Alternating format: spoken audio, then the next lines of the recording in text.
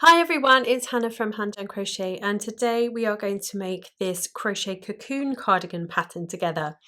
It uses, would you believe it, a corner to corner stitch, but we do a clever trick of doing a chain space and leaving a little bit of a gap so that it gives a really nice delicate feel to it. So all we need to do for this cocoon cardigan is make a square of corner to corner, and then we are going to seam the sides, then pop a sleeve on to give you a sleeve band there, and then work a collar in this beautiful back loop only half double crochet and yarn over slip stitch that we have. The pattern comes in adult sizes, extra small to 5XL, and I'll put in the description a link for where you can find that. And then we're going to be using Colour Theory yarn today, which is a beautiful worsted weight yarn, 100% acrylic, and comes in the most stunning colours. It is on the lighter side of worsted, so you may find that some DK double knit yarns actually gauge and work well for this. You're going to need a 5mm crochet hook, or the hook that matches the gauge for you, then a pair of scissors, a needle for your end, and then a couple of stitch markers too. So let's get going. As you'll see in the written pattern, we need to make a square to begin our cardigan, believe it or not, and that square is going to be basically the entire cardigan. And we're going to make it in this beautiful corner to corner stitch. Now, to begin, we are going to put a slip knot on the hook, and then we are going to chain 6.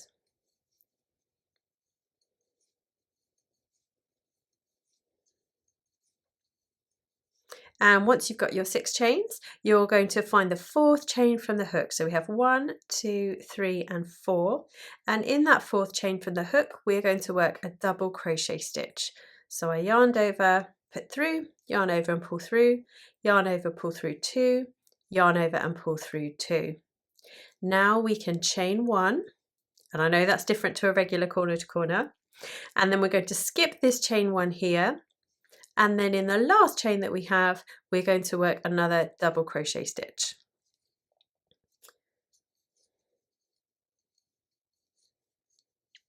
And that is our first block created.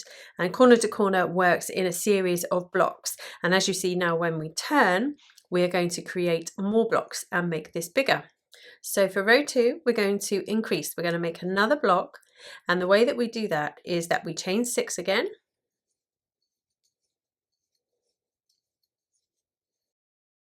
And then working back into that chain 6, we're going to find the 4th chain from the hook and work a double crochet.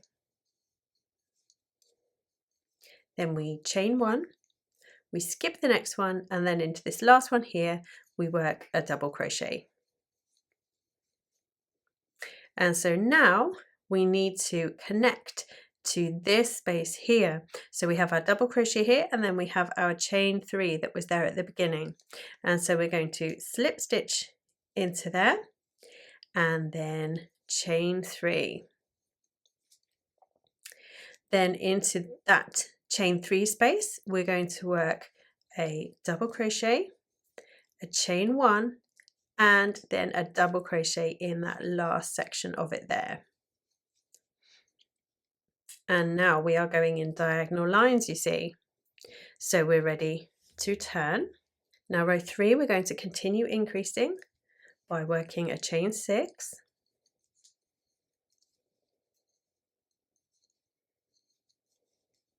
And then you probably guessed it, in the 4th chain from the hook, we do that double crochet. Then we chain 1, we skip the next one, and then we double crochet in that last chain. And now we find that chain 3 and we slip stitch in there. Then we chain 3, and then into that chain 3 we are going to work a double crochet, a chain 1, and a double crochet. So these are all making our blocks for us. Then we're here at that last chain 3 and we're going to slip stitch again, then chain 3 just as we did on the last row, double crochet, chain 1, and then a double crochet in that last chain there. I always make sure the last one of the row goes into a chain just to anchor it just a little bit more and keep it nice and straight for you. And that pretty much is all there is to the increasing part of this. So each row that we do, we increase. So you see we've just done row 3 there. So we've now got 3 blocks. Row 4 will have 4 blocks, 5, 6, 7, 8, etc., etc. So now all you need to do is keep going for the amount of rows that it tells you in the pattern, and the sizes of the squares are actually shown in the pattern as well. So if you wanted to adapt them, then you can work more or less increases as you would like to. Because then once you have increased to the size it needs to be, it will be a triangle like we've got here, but just much, much bigger. Then we are ready to start decreasing and closing the side of our square. And the way that we do that when you're ready to decrease is that we need to slip stitch along in 1, 2, and 3 until we get ready to start working this block. So we've basically just not increased here. And then we can chain 3 and then work our block into this chain 3 that we have here.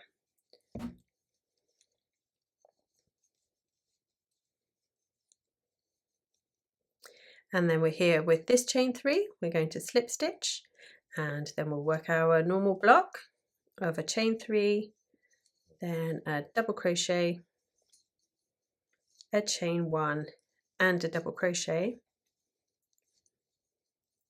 And then here we are, we slip stitch into this one, and if you were increasing, of course, you would carry on and do another block. But if we're decreasing and closing the square, we're then ready at this point to turn and work our next row. So this will be the final row. We've just got one more to close in, but obviously you'll need to do lots more rows than that. And we're going to slip stitch along until we get to that chain 3. Then we're going to work a chain 3, and then you're ready in this chain 3 space here to work that last block. So it honestly is exactly the same as a regular corner to corner if you've ever worked that before, but just with that chain 1 space in the middle. Then here at the very end, we're ready to slip stitch into that last one to join. And that is all there is to it. When it's on a big scale, you'll see it has the most beautiful, luxurious drape, and then when you block it, it's even more stunning. So go ahead and make your square and then come back to me and I'll show you how we magically make that into a cocoon cardigan. Now, once you've got your fabric to the size that you would like it to be for your cocoon cardigan, the most important thing now is to block it, because once we join this into a cocoon cardigan, it is not going to be flat anymore and it's going to be really, really tricky to block it. So whilst you've still got it flat, block it before we then seam it and then add the collar and all the other bits and bobs. So go ahead and do that and I'll meet you back here. Once you've got your square to the size that it tells you in the pattern, or to the size that you would like it to be, you're ready to now fold it over and create our side and armholes. Now it feels really strange, but the armholes, because of the cocoon style of this, are going to actually be here. So all I've done is I've folded the square over in half and I've still got my yarn attached to the end where I've just finished my corner to corner section here. And all we're going to do is seam along for as much or as little as you like. So the more you seam, the smaller that your armholes will be, and the less you seam, the bigger your armholes will be. So if you want a nice big relaxed slouchy armhole, then only crochet together a little bit. But if you'd like them to be a bit more snug, and the great thing about this is that you can try them on. If you wanted to try it on beforehand, you can also pop like a stitch marker or two across here and try it on and see how you go. But it really doesn't take very long to seam this side. So maybe have a go at one and then try it on and see how it fits you, and then match it with the other side. So I'm going to seam along here and I'm going to show you can whip stitch it, you can mattress stitch, you can do what you like, but for mine I am going to crochet it together. So we're going to match like for like across these sides, and I will crochet it together with a slip stitch seam. Now this is going to be on the inside, so you're not going to see it, but you can have it on the outside if you like, because it makes a nice detailed ridge if you like that. Okay, so once you get to the point that you think your armhole would be right, then I would encourage you to break your yarn, but leave a really good long tail, so that if you want to seam a little bit more, then you can. And then match that, do exactly the same as you've done there, rotate your work around, and do exactly the same on the other side with that folded over. So work out the same distance, same amount of stitches from here to here, and sew those up or crochet those together, and you will have created your armholes. Now that we've seamed our sides for our sleeves, we can go all the way around. We now have a circle where it's now seamed and joined to pop our collar around. Now I would say the best place to begin your collar is in the center of one of the long panels, of the long parts here, just because then that will either be at the center of the back of your neck or the center of the back of your body, and it will be less visible, but there isn't that much of a join, so it doesn't really matter where you start. I just wouldn't start on one of these side seams if I was you, because that will be much more visible because it will be at the front. So you're going to pick your place to begin. It doesn't really matter where you want to. And we're going to look at these stitches that we have here. And in our corner to corners, remember, we had a stitch, a chain one in a space, and a stitch. And then of course, the next block that we come to has got a stitch lengthways, because we worked corner to corner. So you've got ends of stitches and you've got sides of stitches. So for each of these, we're going to be working one stitch per stitch or side of a stitch. So we're going to be working 3 stitches per block. So you're going to pop your hook in wherever you would like it to begin. And you're going to join your yarn, and you're going to chain 1. And we're going to begin by working a whole round of half double crochet stitches. So nice and easy. So that was 1 in a stitch, that is 1 in the chain space, and that's 1 in the stitch there. And now we need to find the side of this stitch that we have here, and we're going to work 3 along that. So we're going to have 1, and then the second one is quite tricky to find where to pop sometimes, but I just pop it into that back little loop there, 2, and then into the top of the stitch there, and that's 3. And then we go into the end of that stitch because we've come to another block, and then we have a chain, and that's 2 for that block, and then we have another stitch, so that's 3. And so we just carry on all the way around, and you'll be going in rounds now, which feels quite strange.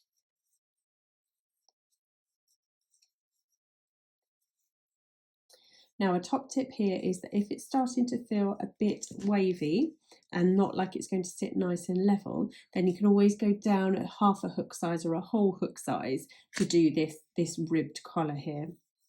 But just experiment and see what works for you. So carry on working, and I will meet you back here and we'll do round 2 together. Now here we are, just coming to the end of that round, that first round of the collar. And we'll finish our final stitch, if I can get the yarn through. Let's try that again. Finish that final stitch. What I'm going to say now then is we can carry on in continuous rounds, so don't join with a slip stitch, but what we need to do is turn our stitches on their ends, and we need to look at all the different loops that we have. So if you turn your work to its end, you'll see that you've got these V's running across the top of the stitches. Now we want to go for this very back loop here, the last loop that we come to of our stitch, and the next round is going to be a yarn over slip stitch into that back loop of the stitch. So we yarn over and we pop through, and then we yarn over and we pull through all of the loops on the hook, and that's a yarn over slip stitch. Now this we will neaten up as we go with our end here at the end, But that's all we need to do all the way around this round is yarn over, find the back loop, always turn it on its end because it's a lot easier to find then. Yarn over and pull through everything. Yarn over, pop into that back loop, yarn over, pull through and pull through everything.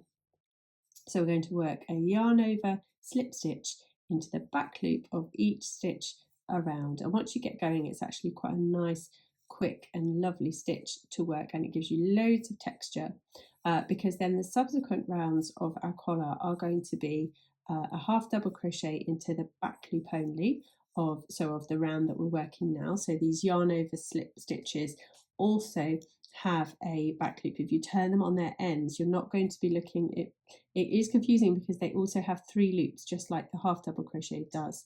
So make sure you turn it right on its end so that you can see all 3 of the loops, and that's your back loop there that we're going to aim for on the next round. And then the subsequent round, they go in sets of 2. The subsequent round will be another one like this one, a yarn over slip stitch into the back loop only. So there we have it. And you can keep going. You can make your collar as thin or as deep as you would like it to be. So just keep working your collar like this to the depth that you would like it to be. So once you've added your collar for however many rounds that you would like to, you're ready to add your sleeve cuffs. And these are worked in exactly the same way.